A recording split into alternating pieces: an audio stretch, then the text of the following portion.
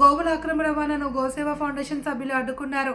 Rajamahendravaram rural దివాన్ చెరువు 0 వద్ద కంటైనర్లో 37 గోవులను తరలిస్తున్నట్లు సమాచారం అందడంతో గోసేవ ఫౌండేషన్ అధ్యక్షులు మోటుపల్లి సాయిరంగ భాను ఆధ్వర్యంలో ఫౌండేషన్ కార్యకర్తలు నిలదీశారు.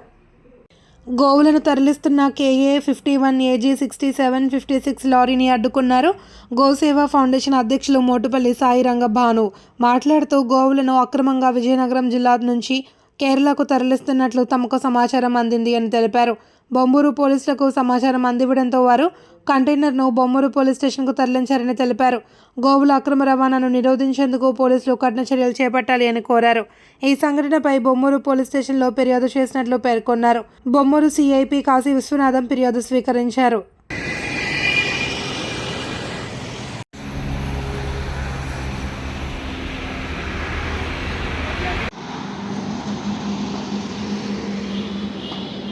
గోమాత జయ గోమాత.